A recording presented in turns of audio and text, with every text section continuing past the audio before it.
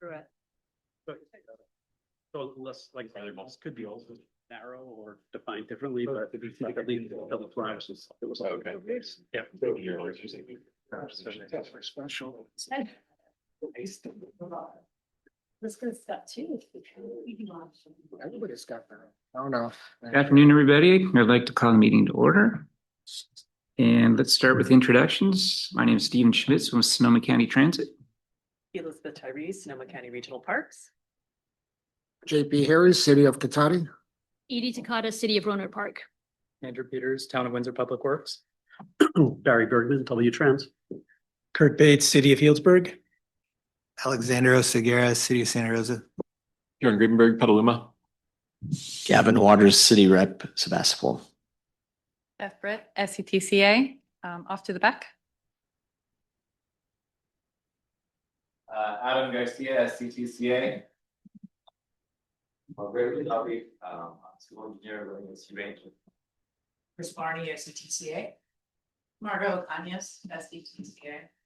Ross Condetta, SCTCA.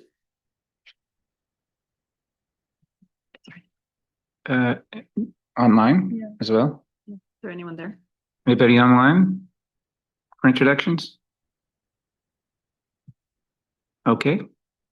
Nobody's speaking up, so let's move forward with item 2, which is administrative items.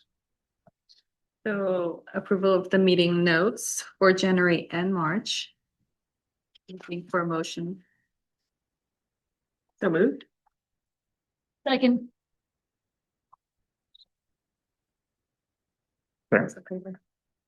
All those in favor? Aye. Good, thank you.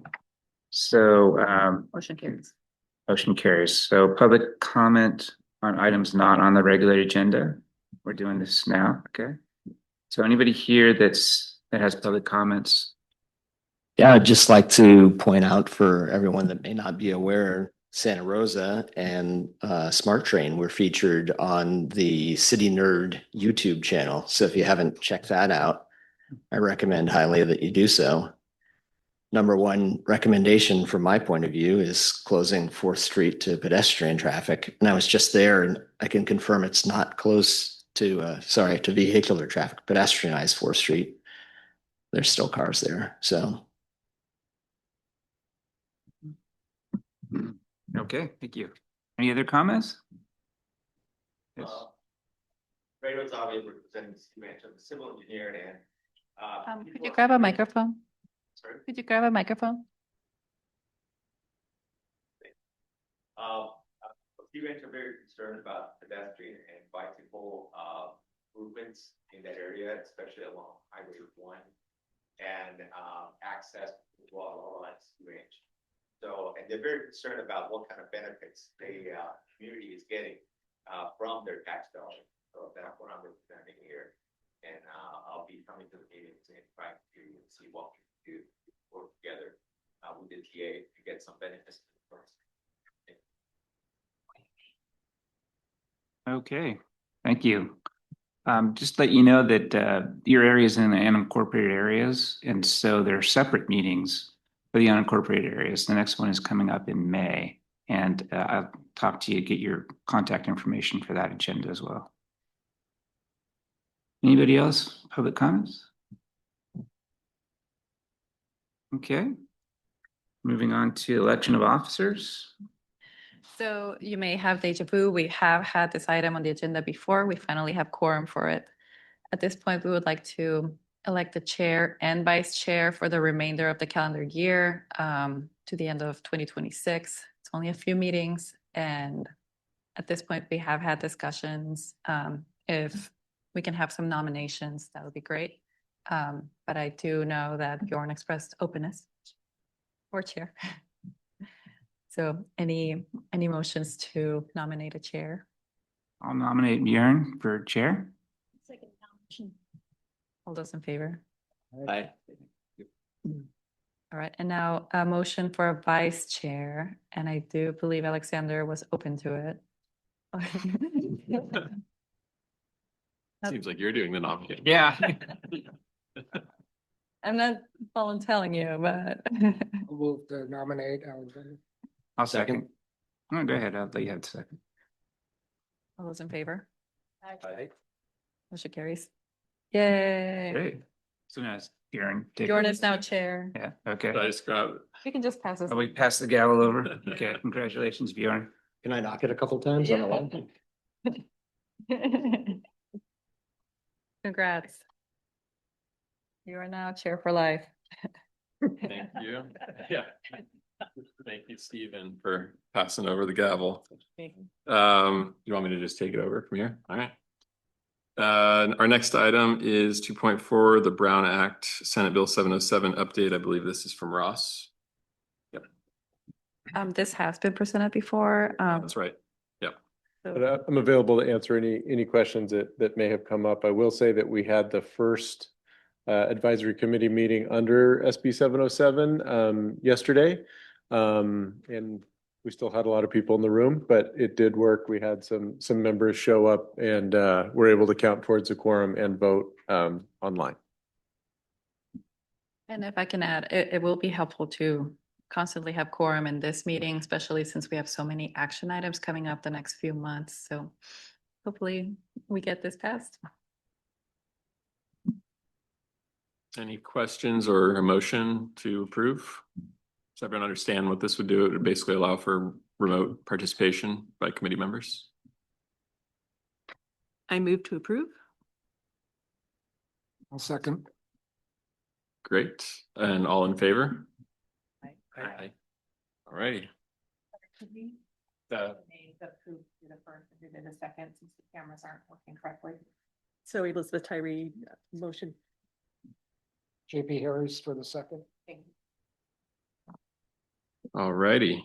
Next up is regional planning. We have a discussion item on the Windsor Active Transportation Plan from Andrew Peters. I'm going to share our presentation. And are you able to? I don't see a screen share option. Can you? Need to be promoted. Yeah, I think they're promoting him. What, refresh me on the name? He was able to. Andrew Peters. He's gonna be able to share. It's not gonna show him. And I can try on my. See what happens. Okay.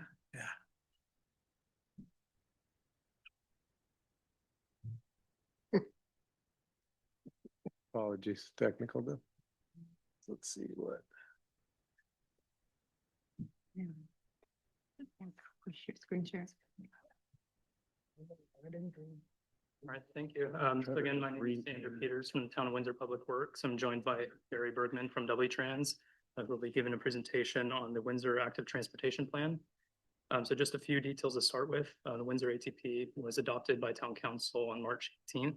Michael, can you use your microphone, please? The Windsor ATP was adopted by Town Council on March 18th, and it replaces the 2014 Bike and Pedestrian Master Plan.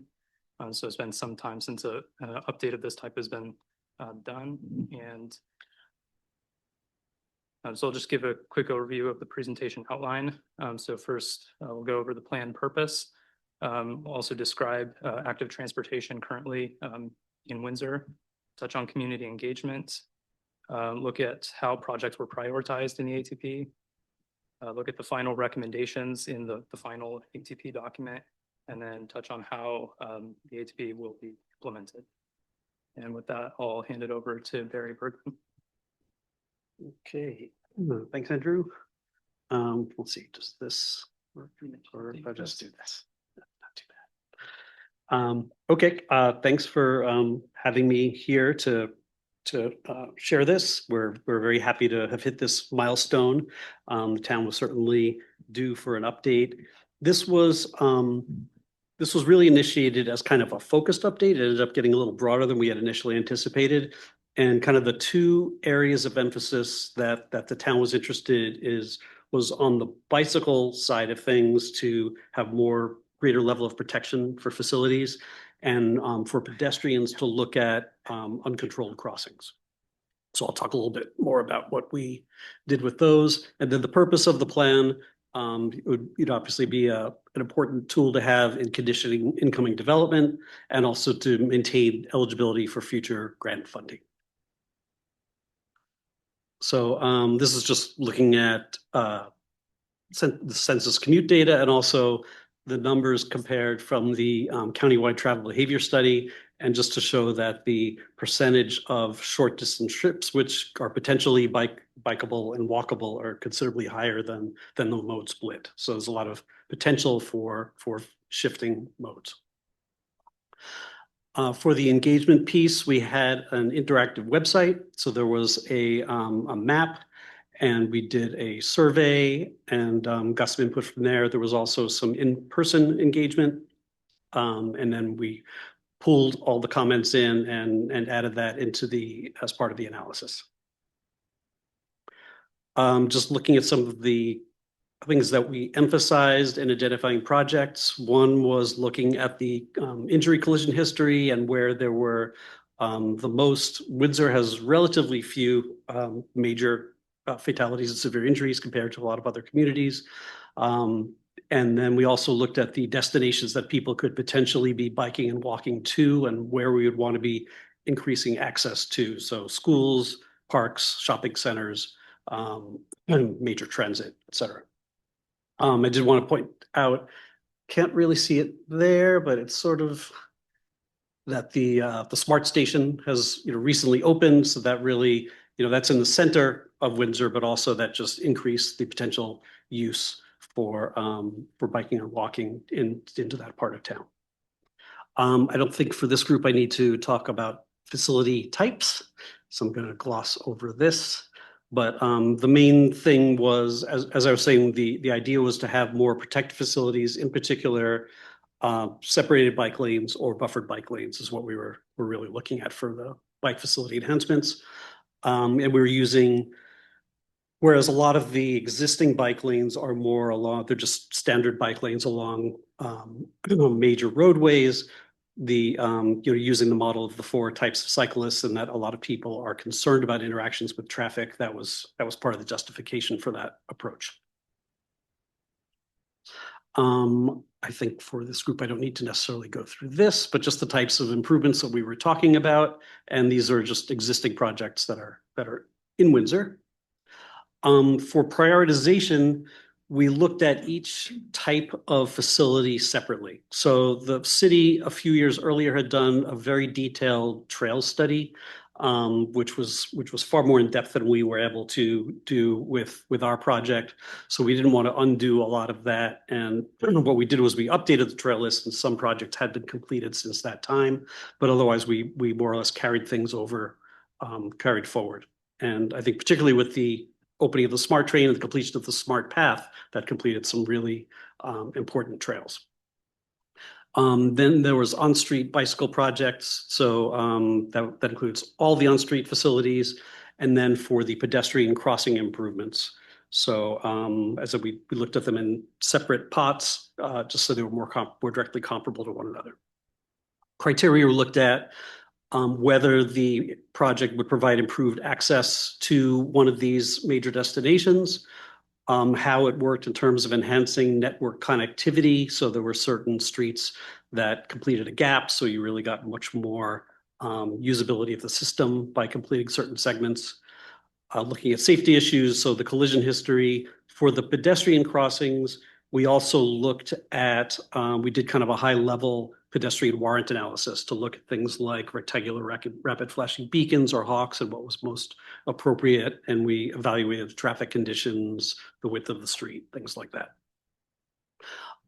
We also looked at projects that had received previous community support, either through other plans, which had also had a community process, or if they were identified in the outreach here. And then for the bike projects, those that were either buffered bike lanes or separated bike lanes were awarded additional weight. So we had, this is just a few of the ones that scored the highest. And I'm going to move this because I can't see. Yes, that would help. Yes. So it's a few of the major streets in Windsor. Some of these have partially been implemented. There's Shiloh Road. We had taken these projects because they were the highest scoring ones after we ran the prioritization, and we wanted to see what the community felt about this. We ran a second survey, and then we were able to take the votes from that and to help provide some guidance for the city and for the town, in going forward and pursuing future funding opportunities. So there's Shiloh Road, Old Redwood Highway, Hembry Lane, Brooks Road South, and Star Road and Arata Lane. Several of these are on the outskirts of the city, so they're also locations where new development is going to be happening. I mean, Arata in particular is where there's a planned annexation. There's some other opportunities maybe to condition projects to provide more infrastructure as they come in. Looking at the pedestrian crossing improvements, I think we evaluated something like 30 locations. So these were the ones that scored the highest. Old Redwood Highway was certainly came up a lot in our things, and that was also something that had been previously studied as part of a corridor plan that the town did. So we were building off of that. Star Road also has schools along there, so that was a key consideration at that location. There's also the location at the high school. So again, this was part of a second round of survey among the public to see which ones they would prefer and to provide guidance in looking at funding opportunities. So in the final ATP, so there's a total of 24 miles of new Class 1 paths. For the on-street facilities, they're broken down here by class, and you'll notice that the next to last row there says that should be Class 2B/4. And the idea was that for those, it was determined that there was sufficient space through restriping to have some kind of a buffer. The question was whether a vertical element would be appropriate to make it a Class 4. So that's things that would require, looking at whether it would impact with on-street parking or driveways or things like that. So it just requires some more detailed analysis. So a total of 24 miles of on-street facilities, about the same as the trails. For the pedestrian facilities, the 31 recommended locations, and then also to the elimination of sidewalk gaps that are on the arterials and the collectors. We limited our sidewalk analysis to that. And as I was mentioning before, it's kind of the ones on the periphery of the city where, I keep saying city, I mean town, and that where development has not yet occurred. So, as development projects come in, they typically put the sidewalks along the frontage. Development has not happened I'm not even doing anything. It's jumping. There we go. Keep hands off. So there are some gaps here, particularly Windsor Road and Shiloh Road and Arata, which are right at the county line. So this doesn't really get into how those things would pay for. As I said, a lot of it could come along as conditioning for new development, but there may be other opportunities for funding. The the crossing improvement locations, you'll see a large cluster of them along Old Redwood Highway, which, not a surprise, that's where there's commercial development there. There's a lot of other destinations. It is the main surface street through Windsor. Others are in and around the center of town. We also included some non-infrastructure recommendations. So the town has been active in the countywide Safe Routes to School program. So to continue participating with that and supporting that effort. Also to look at where speed limit reductions might be appropriate. So there were the local road safety plan had recommended targeted enforcement, but also to look for applications of AB 43 and where reducing speed might be a good option that would complement the infrastructure facilities. We also recommended the institution of an event bike parking requirement. So depending, and the details of that to be worked out based on the size and specifying what type of parking would be provided. And then also just to look for the potential expansion of the bike share program, and hopefully the Windsor Smart Station would be a new site for that. And so just for looking at strategies for how things could be implemented,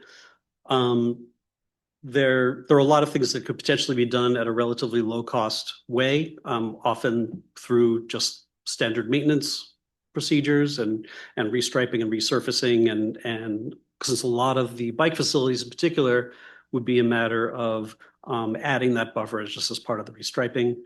As I said before, development review, when conditions of approval could require the contributions or the construction of new facilities. Where possible, to develop some concept plans or conduct preliminary planning and outreach to develop the basis for funding applications. The town also has, just like others, ongoing response to resident requests. So that's a good way of tracking what some of the needs are. Also keeping an eye out for opportunities to use quick build and demonstration projects. And the town was a participant in SCTCA's countywide application. And I'm just going to show you an image from what is proposed from that funding. And then also securing competitive grants where that might be possible. This is the project locations that are included in the SS4A grant. So at this is Foothill Road. So these are curb extensions and crosswalk enhancements, and this is to be done as part of a bike boulevard. That's on the bottom left. And then the upper right is a mini roundabout at Windsor Road and Ryman Lane, which is a little bit south of the high school. And that would connect to the facility shown on the lower right, which would be a class 4 bikeway from a few blocks to the north approaching the high school, which tends to be a pretty high speed roadway as it transitions from the county into the center of town. I think that's all we got. So I don't know if anyone has any questions, comments, thoughts. Did you give any consideration to pedestrianizing streets or using modal filters to limit certain types of traffic, particularly in the downtown and in the vicinity of the smart station? That was not something that we looked at. No, it was more about looking for opportunities to slow traffic and make motorists more aware of the presence of pedestrians, but it wasn't to actually restrict movement on the streets. I'm definitely looking forward to that Star Road to Arata Lane connection right there. It is treacherous, so very excited for that.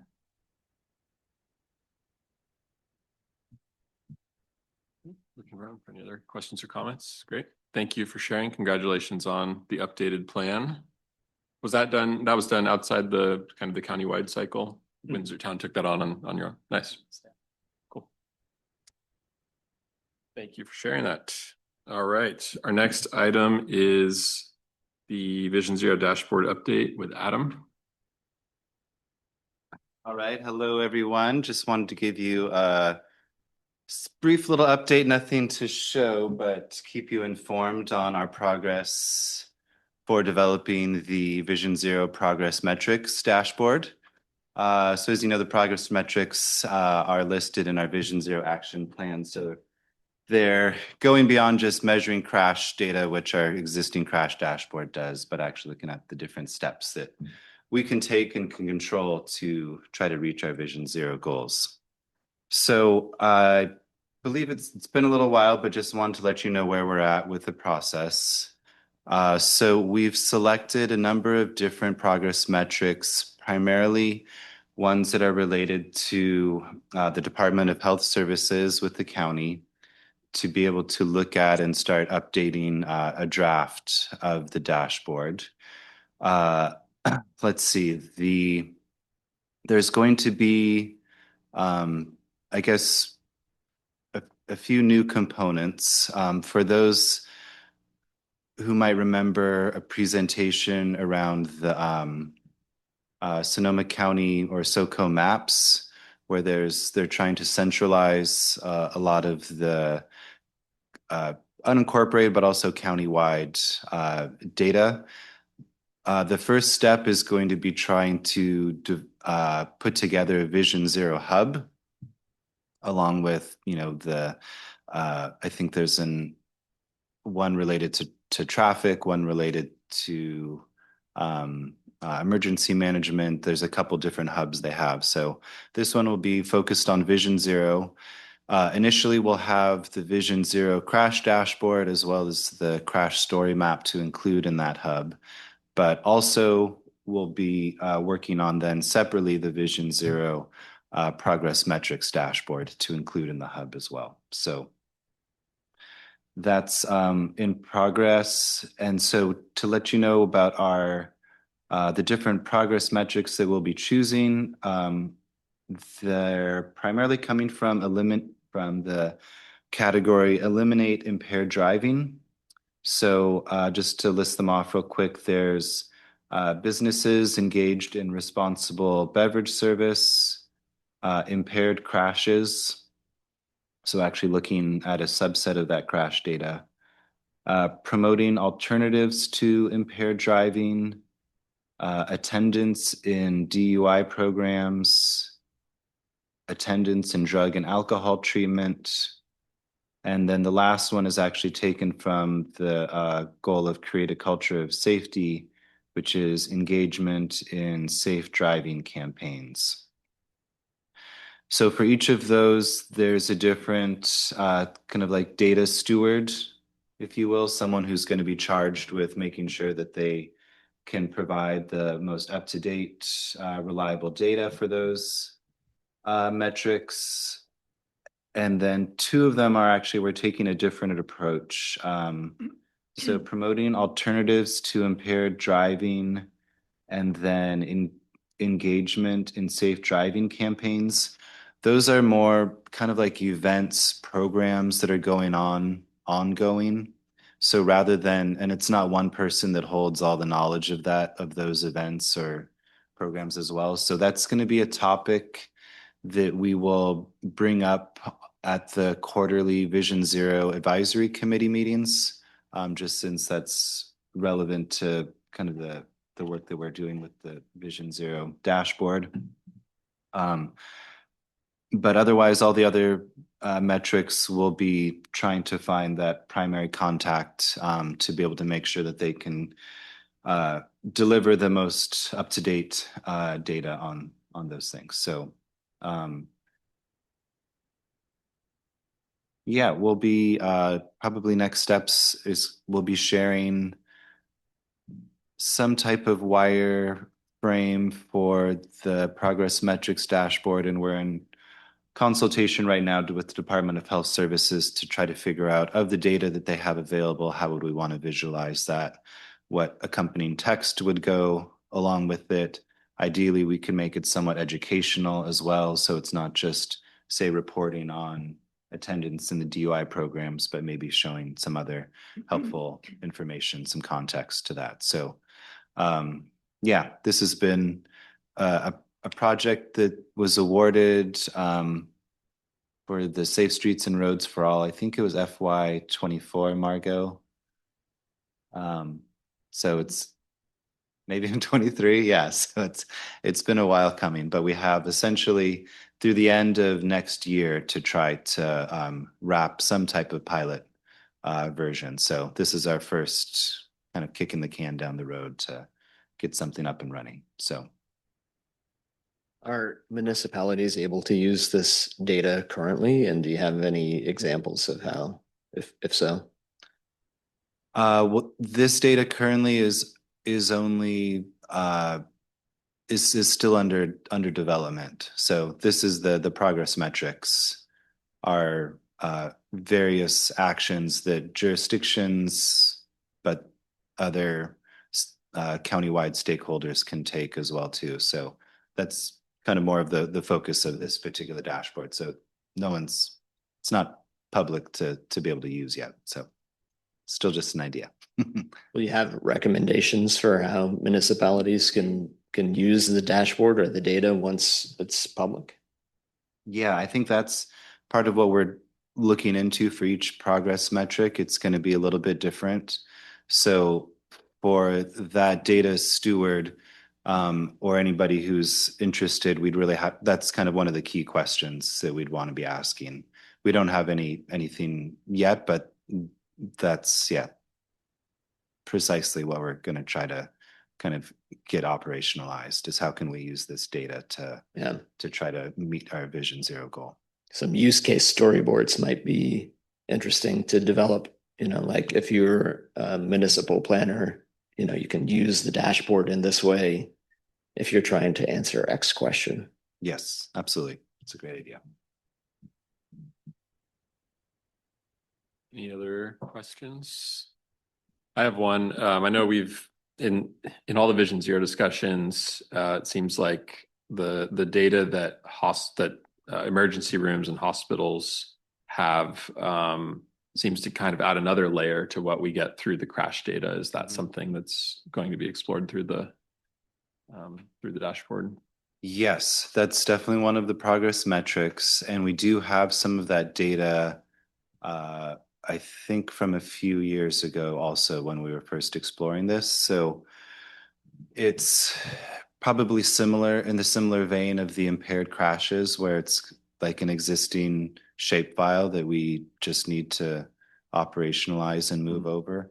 We were being somewhat limited in this first pass, but I think that could be one of the next low-hanging fruit that we can, absolutely bring in. And ideally, so that hospital data is only from Memorial, from Providence. So certain emergency rooms that aren't represented. Right. So Sutter, Kaiser, and then Sonoma Valley would need additional work, but that could be at least a good starting point to say, hey, here's some crash data that we've gotten from, Providence. Can we get yours too? So it was primarily trauma data, I think, was what they were looking at, rather than emergency room data. And I think too, it just raises the question around are there any gaps that we need to address through the traditional collision reporting kind of methodology that runs through our police departments and CHP. If there's a significant disparity between what they're getting and what we get on our end from the police department, from law enforcement. Yeah, that could be a simple analysis that we could try to pull together as well for the data that we have. But yeah, knowing where someone was taken, it'd be hard to know if maybe they went to one of the hospitals that wasn't, or it wasn't an emergency. Yeah, it's a shame there's not something more centralized. Yeah, because that's not yet. That's kind of a pain then. Okay. Yeah. Any other questions or any online? There's no online question. All right. All righty. All right. Well, thank you all. Thank you. All right. Next up, we have the fiscal year 2027 TDA 3 program of projects with Margot. Just moving up. Brief, I'm here to request your consideration for approving the set of programs for the TDA Article 3. In short, the staff report is included in your packet. There were 3 submissions for this year's cycle, 2 in Santa Rosa and 1 in County. And as you may remember, anything over $250,000 must submit a complete streets checklist. And further on the agenda, you'll see that Sonoma County Public Infrastructure will make themselves available to any questions on their project, which is about $600,000 project for a bike lane project on Arnold Just to note that MTC launched a new complete streets portal for the checklist this past February. So keep in mind in future rounds that that is by which you will be submitting that checklist. And there are a little bit of learnings that go on. Don't try to do it the night before because you need to give it a couple days to get registered, etc. So I'll remind you again next year. But that is the overview of the TDA Article 3, and this is an action item, so to approve this program.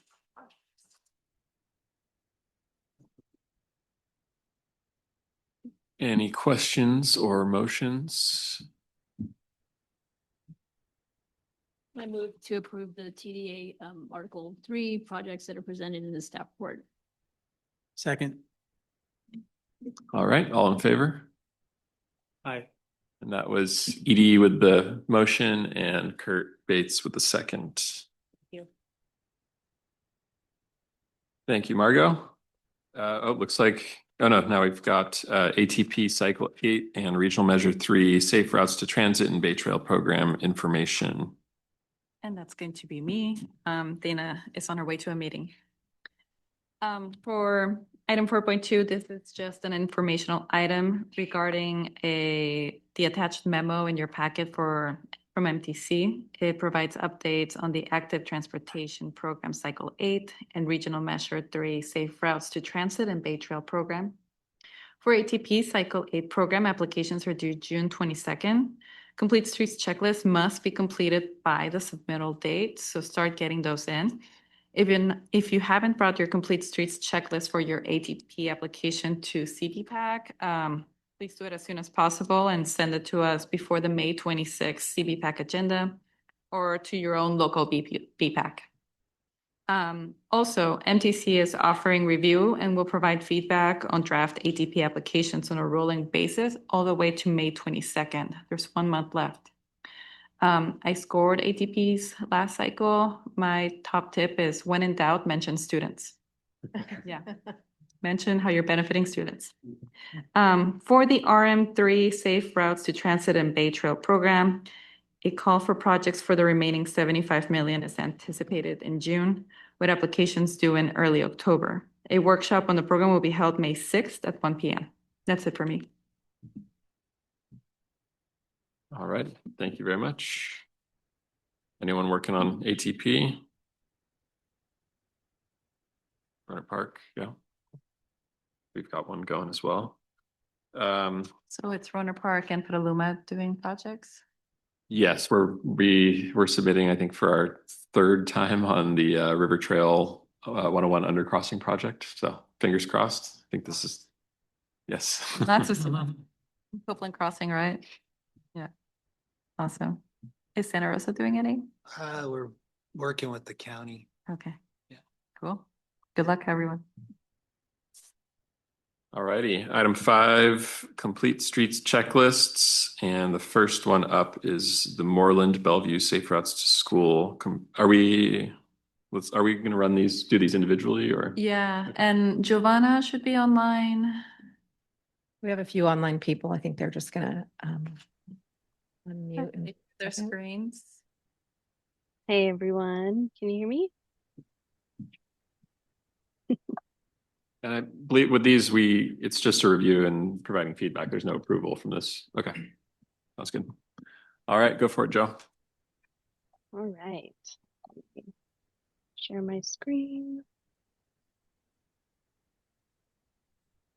Can you all see my screen? Yes. Okay. All right. So we are also doing an ATP application.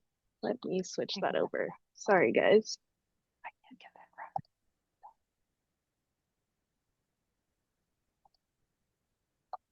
There we go. All right, so yeah, we're also doing the active transportation grant application for Moreland Bellevue Safe Streets to School, Safe Routes to School Complete Streets Project. It's a long project name. So to go over the project, I sort of changed my slides around, so sorry if you have a printed version. We actually applied for this grant the last 2 cycles also, except it was a much smaller scope. So we were really focusing on safe routes to Bellevue Elementary from the Moreland Avenue neighborhood. So those improvements were primarily on West Robles, Moreland Avenue, Primrose, and then you can't really see it, but Oasis Drive, which is between Primrose and Juniper. It's a private road. So in past application cycles, we were hoping to develop that corridor, provide pedestrian and bike access, but because it's a private corridor and the county currently isn't looking into owning it or maintaining it, we omitted it from this cycle. The other change that we did was partner with the city, as Alex mentioned. So we're doing some improvements on Bellevue and parts of Juniper and Dutton, which are within the city jurisdiction. We also, instead of just focusing on Bellevue Elementary, we wanted to target Amarosa, which is off Dutton, and Elsie Allen High School. The majority of the students at Bellevue Elementary do live within the Moreland neighborhood, and then a smaller portion of them live, or from Elsie Allen live on Moreland Avenue. So really our main corridors are Moreland Avenue and Bellevue Avenue, and then we're kind of utilizing these side streets to provide better connection, not just to Bellevue Elementary, but amongst the neighborhood. So you can see we have several bus stops. We have the Santa Rosa City Bus goes through Bellevue, and then we have the Sonoma County Transit goes through Moreland, West Robles, and Dutton. And that, I think that route takes you to near the shopping center, the mall. And Stephen, you can correct me if I'm wrong. So our application is focusing on safe routes to school to these 3 schools, then connecting the neighborhood, and then connecting the neighborhood to the regional pathway. So that's like Smart Path. We want people to utilize that to go north-south. And then Caltrans is doing a overpass project on Todd Road. So they're going to be adding sidewalk on that overpass. So that'll provide that east-west connection. If you've been out in this area, there's a lot of gaps in both types of facilities. So in this top image, this is Moreland and Willigen. There's a class 4 bike lane and sidewalk that the sidewalk at least just suddenly ends. So now cyclists and pedestrians are utilizing the same facility if there isn't another sidewalk or bike lane nearby. And then at Primrose at Bellevue Elementary, there's a crosswalk there, but there's no ADA ramps on either side or sidewalk. So it's just a crosswalk to ditches. So there's a lot of missing or incomplete sidewalks and bike facilities throughout this whole neighborhood. There's also limited safe crossings like the one at Bellevue. Some of them don't even have striped crosswalks, particularly where there's bus stops at intersections. There are some class 4 bike lanes throughout the corridor, but the majority has no facility at all. And then there's a big speeding issues, primarily on Moreland Avenue. We have a lot of the community sends our staff complaints about the speeding in that area and the collisions that they observe. So there's a lot of safety concerns along Moreland Avenue for those who are biking or walking in that area. And of course, because there's these gaps in the network, it's difficult for students to even walk or bike from Moreland or nearby to the schools because there's just so many gaps. It's so unsafe. I mean, the shoulder on Primrose is like 2-3 feet at most. So, and vehicles are also going pretty fast on that road. So we've been working with SCTCA's technical assistant program that we have Kinley Horn helping us with some concept plans. Some of the improvements are pedestrian crossings, so having some bulb outs to shorten the crossing distance, some RFBs, some actual striped crosswalks. There's not many of those out there. closing those sidewalk gaps. So we have, we're proposing a multi-use path on Primrose so that students accessing the school can bike or walk. And then we are taking less right away, impacting less ditches. So we figured we'd combine it into one. And then we also have some traffic calming improvements. Really, it's mostly bulb outs that we're doing and then restriping. We're not really road dieting out on any of the roads. I don't know if you've seen Stony Point and Bellevue recently, but the intersection, the striping at the intersection is practically gone. There's like very little striping. So even something as simple as striping these intersections will create a clearer delineation and will encourage drivers to slow down and stop and not run stop signs. We also have low stress bike facilities. So this is on West Robles, a fairly low speed road. We have a class 2 bike lane, but in other areas we have protected class 4 bike lanes. And really the goal, our narrative for this grant is we're providing more and safer routes to all 3 schools. And that's like our number 1 goal. And then the second goal would be to just fill the gaps, sidewalk and bicycle gaps to transit stops or just neighborhood areas or a smart path. And then making those connections to the regional pathway. So to the Todd Road overpass or the smart pathway. And of course, this is an opportunity to take advantage of funding. We already have some funding secured from Congressman Thompson. We also have some STIP exchange funds and hopefully TDA 3 in the future. So trying to get more funding to take on this whole project. And now we have actually a community workshop tonight. If you're interested in seeing some of the concept plans, we're hoping to have stations where the public can come look at what we're proposing and provide us comments or just say that they support the project. And then we're hoping to take some of that feedback back and implement what is feasible into our design and then submit a mock application to MTC to get feedback so that we can finalize our grant application in June. And that is all. Any questions? Hey, this is Gavin Waters from Sebastopol. You know, given the improvements that you're proposing, you know, I think given the tone of your presentation, there's no doubt that you feel the gold standard is, you know, for children to be able to walk unaccompanied to their schools. Do you think that this project is bold enough and the complete streets checklist accurate enough to meet that standard? Depends what avenue you take. I would say, and whether you're walking, I think for walking purposes, we are trying to implement a consistent, safe walking facility. So from Moreland, we want to have sidewalks on both sides of the road. And then Bellevue, we have a pretty big multi-use path existing there already. And then in some areas, we're filling the gaps with multi-use path or sidewalk. And then we have several safe crossings on Bellevue, one of which would connect you to Primrose, and then there's a multi-use path there. So if it were my child, I would say I'd feel pretty safe having them walk to school because it's much more protected. The bike facilities, I would say Bellevue probably has the strongest, consistent, and protected facility compared to the other roads.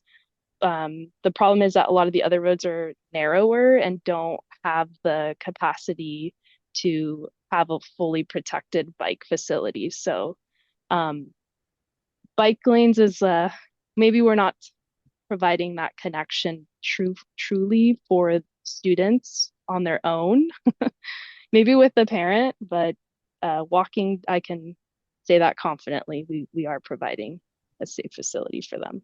And the other thing, Giovanna, this is Stephen Hunter, also from SPI. On this particular project, we did the Safe Routes to School, where they did the they took a consensus of all of the students that lived within certain radius of the school. And in this particular neighborhood, the vast majority of the kids that attend these schools live locally. And that's not been something that we've seen replicated in very many other locations in Sonoma County. So in this sense, this project is special for that reason. Just the high number of kids that live in this neighborhood. Excellent, thanks. Thank you for the presentation. So yeah, just to confirm, you've got a pathway that'll close the gap from Colgan Creek Trail over to the Smart Pathway. Is that On Bellevue, yes. on Bellevue? That's all great. Yeah. That's a really good connection. Glad to see that as part of the application. Thank you, everyone. Steven's got a I've question. got a quick question. It's hard to tell from the graphic. Is there a facility plan between Moreland and Standish? I think there is, but it's hard to read the street names. There's an existing class 2 on Standish up to West Rose. So it connects Moreland to Standish on Todd. Yes, so that you're right. We actually took your comment from the last BPAC. There is an existing class 2 bike lane on Standish, which is just south of Dutton Avenue and West Robles. So we continued that bike lane north up to Bellevue. So we have, I think, a class 2, if not a class 4. Sorry, we just got the revised concept plans just last week. But sorry. Go ahead. No, go ahead. And West Robles, we do have a bike facility that connects up to the Smart Path. And then same for Todd on the south end. Todd Road, we're providing bike facilities from Moreland to the Smart Path, but we're not going further west just because of the constraints on Todd Road. And as the county, a separate project manager is managing a project at the intersection of Todd Road and Standish. So our goal would be to have them provide that bike connection to the Smart Path. Okay. Going east. Yeah, thank you. Okay, thank you. Our next presentation is the Donald Gap Complete Streets Checklist. Hello, everybody. Give me just a moment. I'll share screen and start the presentation.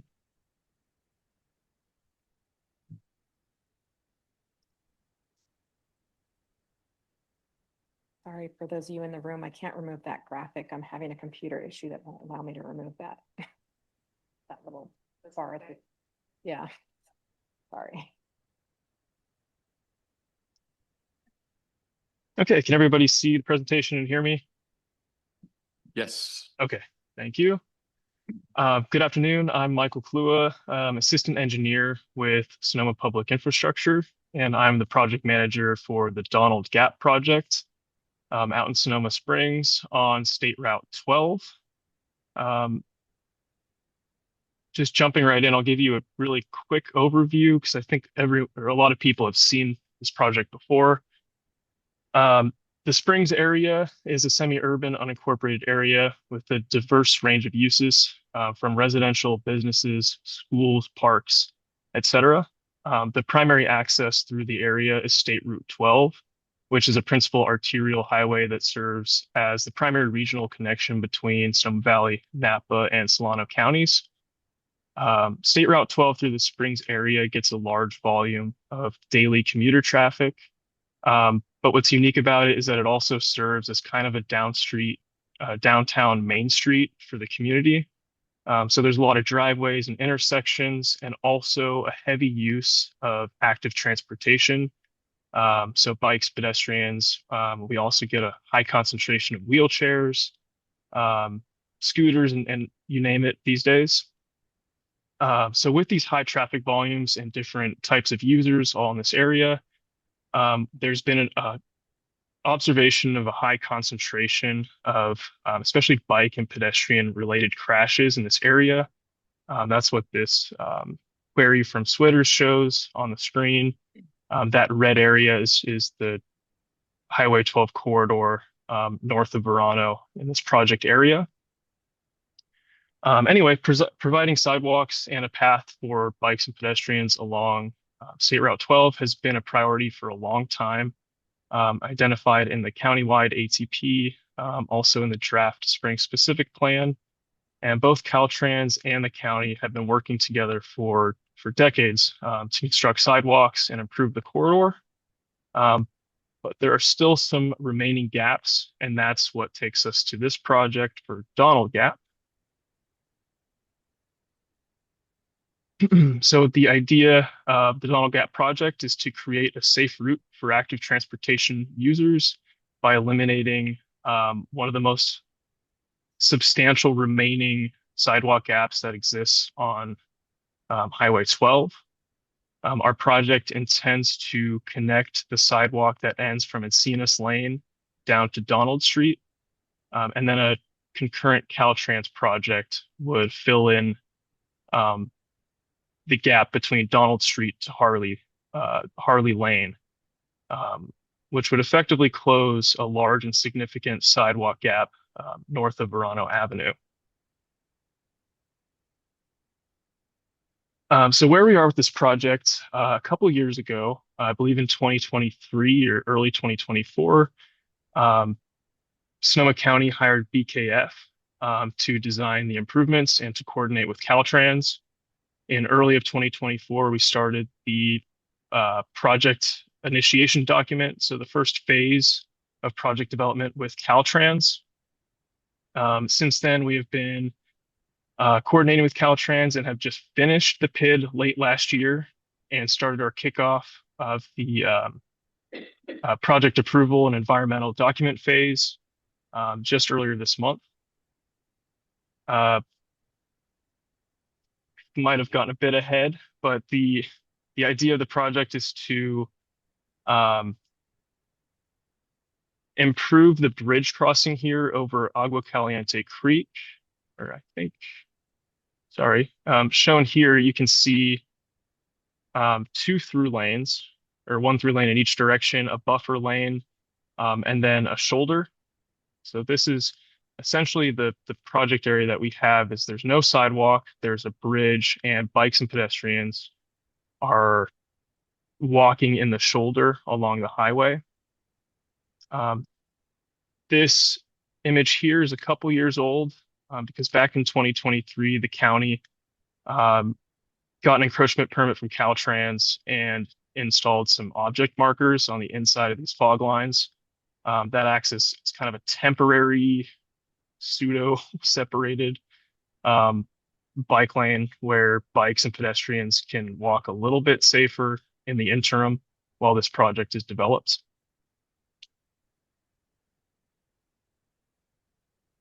So I just want to say this is preliminary. These are geometric approval drawings from the PID document. So this is what we're aiming for, but just want to disclaim that it's all up to Caltrans approval and we're still developing the project. But I at least wanted to show what we're trying to do here. Anyway, so I hope you can't see my cursor, but the general gist of what we're trying to do is create a separate structure next to the bridge on the east side of Highway 12. So this would connect the sidewalk that terminates near Encinas Lane, near the bus stop there, and then would connect to new sidewalk that we would construct that would close off this access to Meadowbrook Avenue and connect to Donald Street. And at this intersection on the other side of the road, that's where the Caltrans project is going to pick up and finish the rest of the sidewalk gap to Harley. So on this structure, we would have a minimum of 8-foot width here. So I hope that would count as a class 1 there. We would maintain bike lanes, or at least a class 2 bike lane as well on Highway 12 for northbound.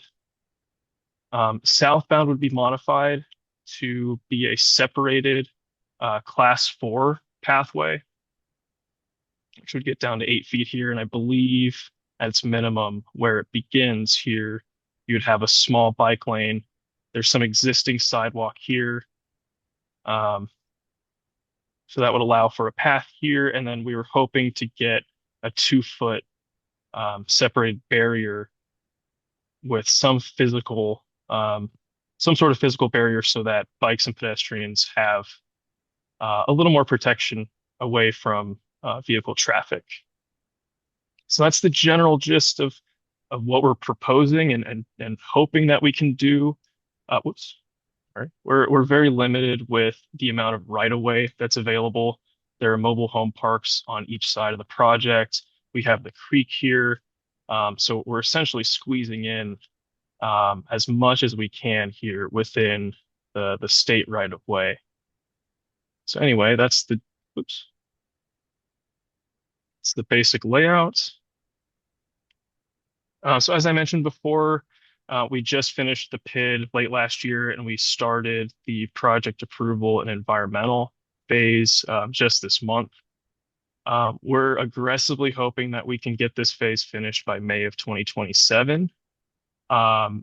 We weren't able to use the DEER process with Caltrans, which gives us a more streamlined encroachment.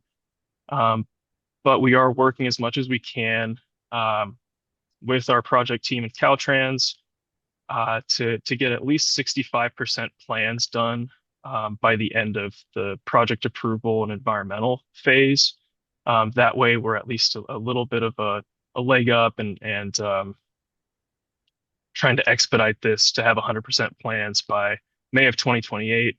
And if everything aligns, hopefully start construction as soon as summer of 2028. Anyway, that's an overview of the project. Thank you for your time and any questions. Thank you, Michael. Any questions from the group?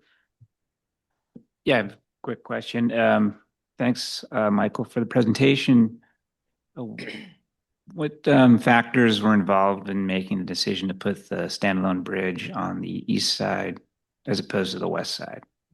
That's a great question. And I really wish we could have had it on the west side, but there's an abutting mobile home right there.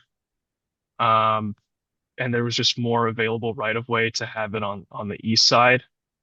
That was the main factor, was just not having to get into possible right of way acquisition or get down the road of eminent domain. So that was the main reason for having it on the opposite side, or having it on the east side rather than the west side, which personally I would have preferred. Okay, thank you. I don't know the volumes out there. Did you guys look at using kind of maximizing your use of the existing structure with eliminating that striped median? That would be a good idea. I believe Sonoma County is designing and will be constructing the project on Caltrans right of way. So we're limited in what we're able to propose based on what Caltrans is going to allow. And I believe part of that geometric that we had proposed is already limiting less of a buffer. That I think we're already going to have to try to go for an exception to get a smaller buffer to squeeze in what we're doing. But absolutely, if they would let us, I would love to take the buffer out and use that for more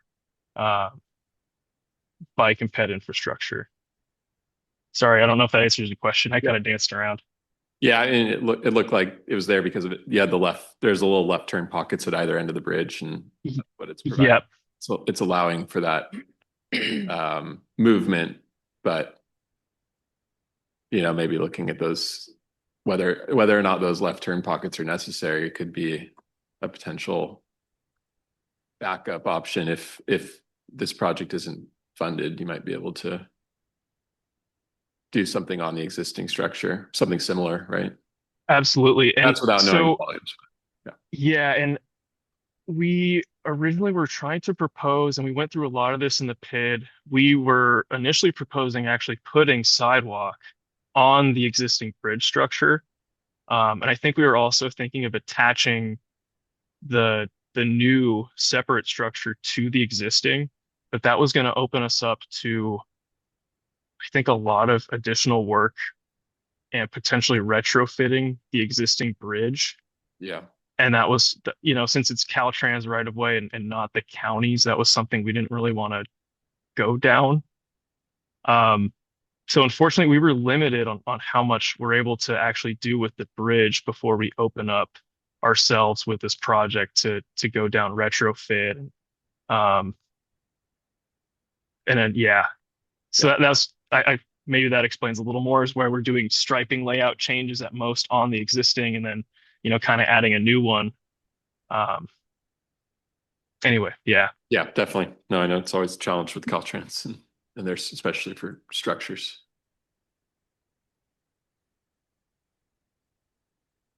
All right. Any other questions or comments? Cool. Thank you, Michael. Best of luck with the application. Thank you. Appreciate it. And the next one is Arnold Drive. I'll speak on that one a little bit. This is Stephen Hunter from SPI. Let me share screen here.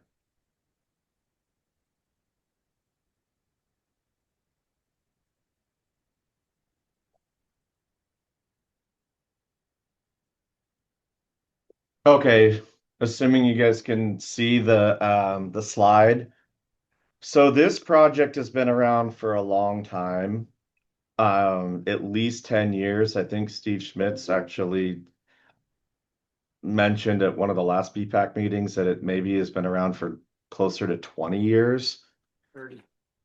The intention of this project was to add bicycle facilities from a drone road along Arnold Drive all the way down to Country Club Drive. There's been one project manager on this project for the last several years, and I got an update. Unfortunately, she's sick today and she couldn't make it, but it sounds like that we're in the right-of-way phase. So the assumption is that we've already got our permits.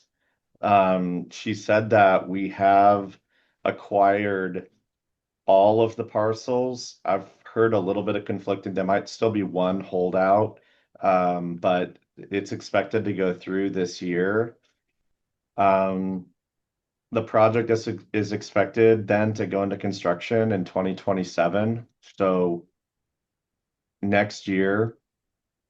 I don't have copies of the drawings, unfortunately. I just have these two slides, which I guess were presented last year. But it's essentially, it looks like what they're going to do is widen Arnold Drive, add 5-foot bike lanes, and then this kind of irregular 2-foot shoulder. And in just looking at this cross section for the first time, I asked why this 2-foot shoulder was on the outside of the cross section rather than being a 2-foot buffer to help separate the cars from the bicycles. And the answer that I received was kind of unusual, but it's possible. Again, I have not spoken to this consultant, but I'm going to go back and check myself. The reason that the 2-foot shoulder is put on the outside allegedly is because there's a lot of driveways along Arnold Drive, and the fear was that cars nosing out to make their turns onto Arnold Drive would actually be encroaching onto the bike lane. So again, I've got to verify that because it's just such an unusual design to have the 2-foot shoulder on the outside of a bike lane. But that's kind of where we're at on this project. Yeah, it's at 90% design drawings. We're just waiting to button up the right of way. And this one is going to go into construction relatively quickly. Any questions? There's more than just me here to answer questions on this project in the absence of the actual project manager, but we'll try to answer any additional questions that you guys might have. All right, open it to questions. Thanks, Stephen. I got a question. So the travel lanes are 12 feet and I don't know what it's like in the county, but in the city, we're able to drop those to 10 feet. So there's the potential. That's a great point. Yep. Yep, for I'm you guys gonna to jot add that that. down. I'm gonna bring it back to directly to the consultant and find out, what are the nuts and bolts of this, because that would be better for traffic calming too if we narrowed the lanes a little. Yeah, that's what I was thinking. That's a great point. Any other comments or questions on the Arnold Drive bike project? I was going to make the same comment. Stephen? No, I just want to say thank you for all your work at bringing this project forward. I know it's been years and years in the making. I think it's been up to 30 plus, maybe even. And it went through some political issues way back when. So it'd be a great retirement gift for some folks. Wouldn't it? Wouldn't it? Actually, I feel like it's happening. I feel like 2027 is going to be the year. Thank you. And if your consultant is not comfortable with 10 feet, even 11, better than 12 out on a road. Agreed. I'll get back to you next time we see each other. I'll let you know what they say, because this project has been a little bit of a black box, being as how it's been managed by one or two individuals almost in its entirety. So yeah, I'm actually very grateful that you guys brought these comments up today, because this does seem like the type of thing that the consultant should be able to answer to, and I'm just as curious as you guys are. Great. Thank you. All right, thanks guys. Okay, sorry. I thought you were grabbing the mic. And our last item for Complete Streets Checklist is a webinar on new transit review and coordination requirements for Complete Streets Checklists. And that will be me. So in your agenda packet, you're going to find a flyer for this webinar. Highly recommend attending it. You will learn a lot about Complete Streets Checklist right there. That's it for me. Thank you. And for updates, we've got a roundtable discussion. So any items that folks want to bring forward for any quick updates from your communities or anything exciting you've got going on?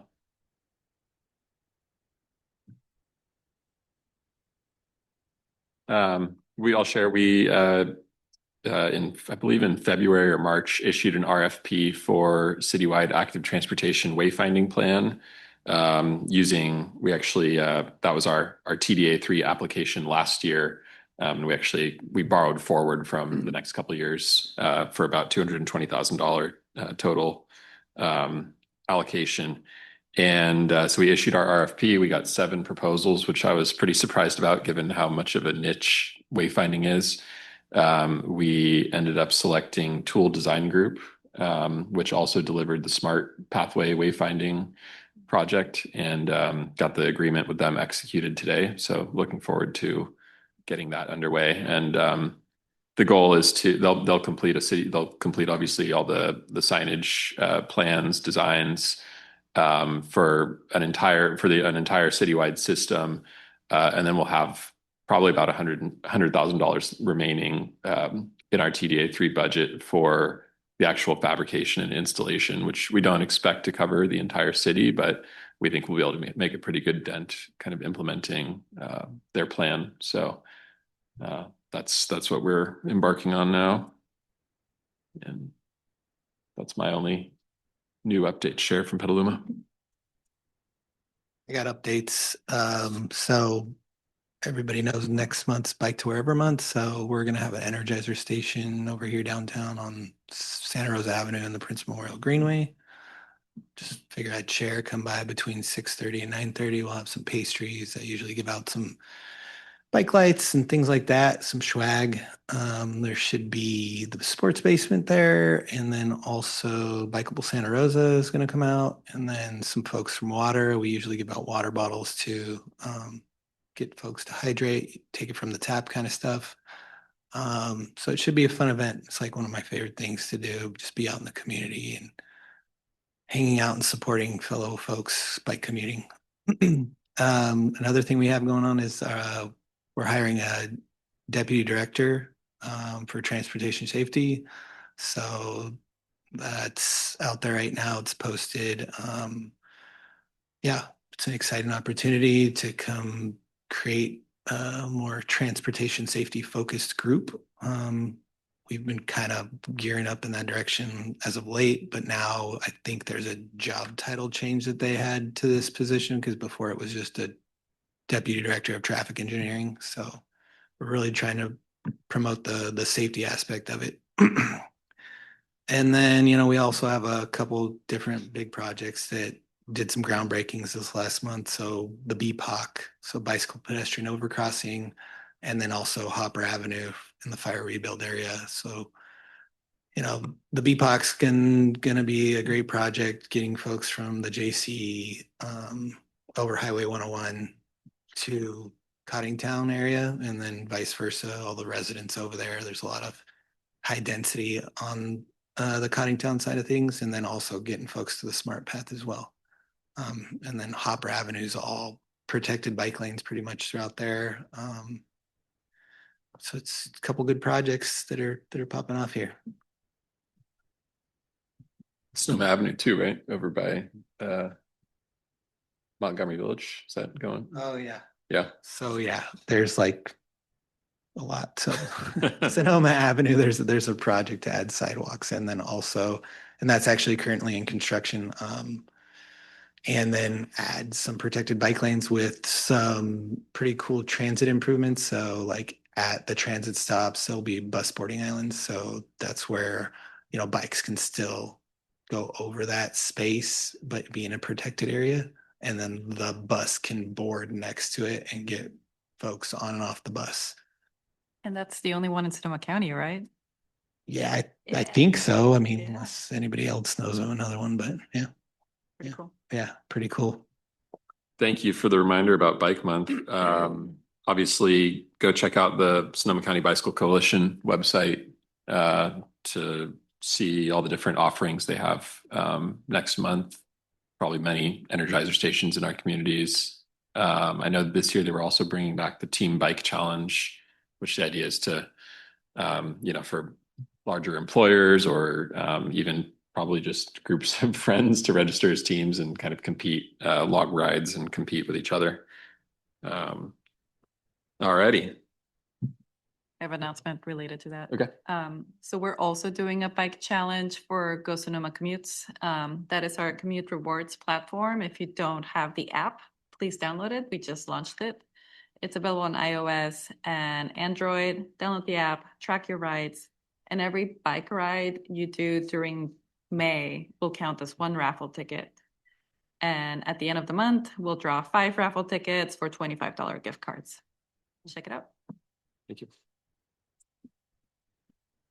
We've got shared micromobility updates as the next item. Do we have any? I don't think so. All right. Yeah. And update on SCTCA loaner equipment replacement. Adam. So just to let you know, we've got our warm body infrared counters, 2 of those, as well as the pedestrian and bicyclist. We've talked about these out for Santa Rosa. But yeah, again, just as a reminder, this is a great opportunity if you have a bike or pedestrian projects going in and you want to be able to measure before and after, and especially crew. Excuse me.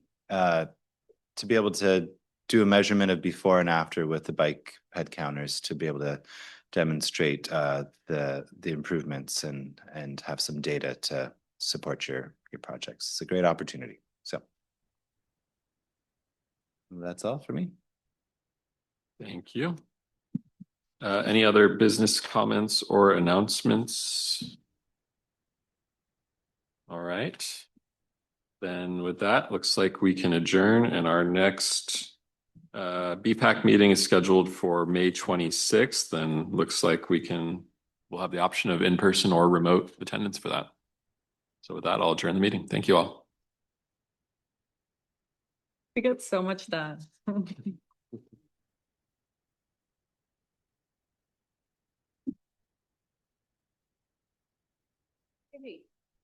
They told me, oh yeah, we can't. You guys gonna decide your statements? It's funny because when they mentioned that, I'm like, I don't know if we are.